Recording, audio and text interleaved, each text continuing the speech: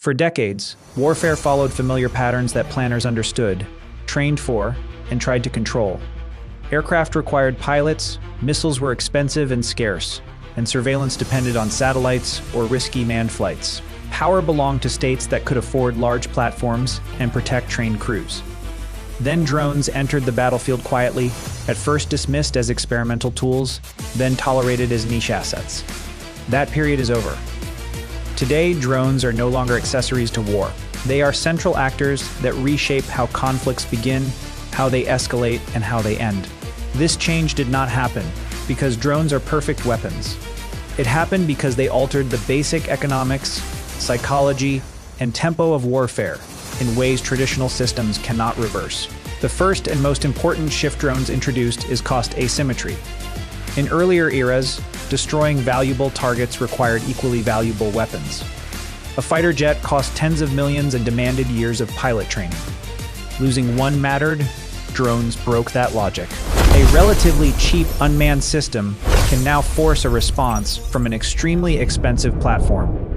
When a low-cost drone appears near a carrier group or sensitive installation, commanders cannot ignore it, even if it poses limited physical danger. The risk is not only what the drone could do, but what it could see, record, and transmit.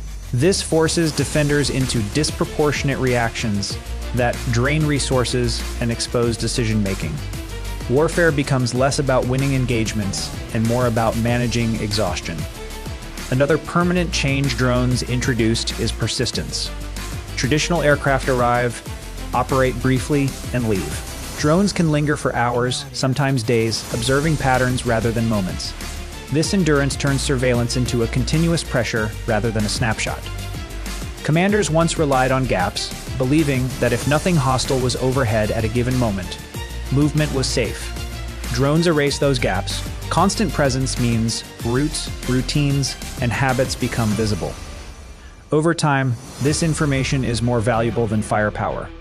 Knowing when a convoy moves or when a facility changes, alert status can shape entire campaigns without a single strike being launched. Drones also transformed warfare by separating risk from presence. In manned operations, risk was inseparable from proximity. To see, you had to be there. To attack, you had to expose a crew. Drones dissolve that link.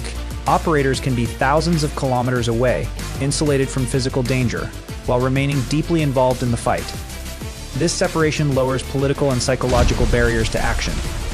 Leaders who might hesitate to authorize a manned mission are far more willing to deploy unmanned systems. The result is not restraint, but increased activity. Skies that were once empty in peacetime become crowded with silent observers during periods officially described as calm. Equally important is how drones change the timeline of decision-making. Traditional warfare often unfolded in stages, with warning periods, mobilization, and visible preparation. Drone-driven warfare compresses these phases. Surveillance, targeting, and strike capabilities exist simultaneously. A platform that observes today can guide an attack tomorrow, or simply continue watching, keeping pressure constant. This ambiguity destabilizes deterrence because intentions are harder to read. Is a drone collecting intelligence, mapping defenses, or rehearsing a strike? The defender cannot know, and that uncertainty itself becomes a weapon. The psychological impact of drones is often underestimated. For those on the ground, the presence of an unseen observer creates a sense of permanent vulnerability. There is no clear front line, no safe rear area. This erodes morale and alters behavior. Forces move less, hide more, and communicate cautiously, slowing operations even without direct attacks. For civilian populations, drones blur the line between war and peace. Their presence signals surveillance and potential violence without the dramatic visibility of jets or artillery. Conflict becomes quieter, but more invasive, shaping daily life in subtle ways. Drones also democratized certain military capabilities. Technologies that once belonged exclusively to major powers are now accessible to smaller states and even non-state actors. Commercial components, software adaptation, and modular designs allow rapid innovation outside traditional defense industries. This flattens the battlefield.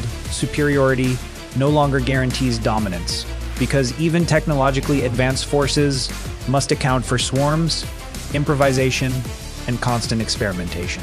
Warfare becomes less predictable and more adaptive, favoring those who learn fastest rather than those who simply spend the most. Perhaps the clearest proof that drones changed warfare forever is how militaries now plan around them. Bases are redesigned with drone threats in mind. Air defenses are recalibrated to handle small, numerous targets rather than a few large ones. Training emphasizes detection, electronic warfare, and data fusion over classic dogfighting scenarios. Even doctrines that do not explicitly mention drones assume their presence. This is not adaptation to a passing trend. It is structural change. What makes this transformation irreversible is that drones do not replace existing systems. They force everything else to adjust. Once warfare becomes transparent in this way, opacity cannot be restored. The sky does not need to be crowded with explosions to be contested. It only needs eyes. Drones did not make war more humane or more brutal by default. They made it different.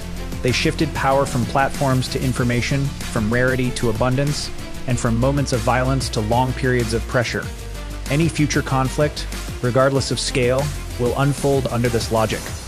That is the proof. The change is already complete. If we look ahead, the most important consequence of drone warfare is not technological, but strategic. Drones force militaries to think in terms of systems rather than events. A single drone rarely decides a battle. What matters is the network behind it, sensors feeding data, operators interpreting patterns, and decision-makers acting on information faster than the opponent. Victory increasingly depends on who can shorten this cycle.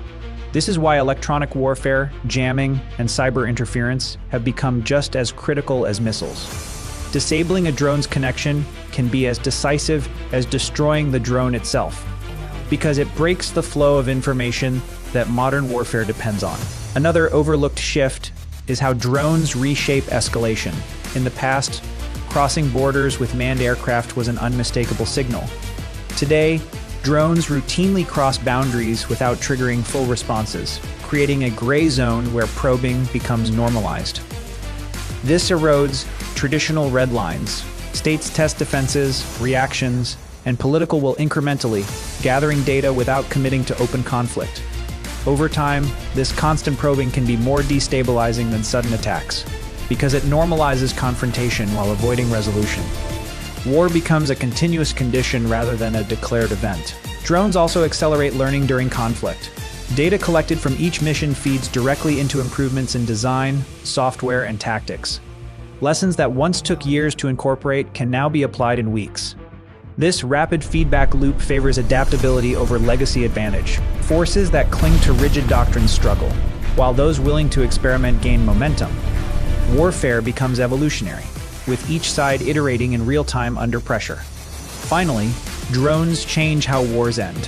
When surveillance is constant and pressure is sustained, conflicts can be managed indefinitely without decisive conclusions.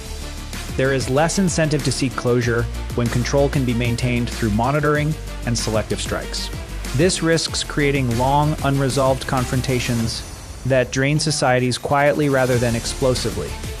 In that sense, drones do not just change how wars are fought, they change how long wars last. The proof is not a single battle or weapon. It is the fact that no modern military plans for a future without drones. The question is no longer whether drones dominate warfare, but how states adapt to a world where being seen is unavoidable and being challenged is cheap. That reality is already here, and it defines the wars to come.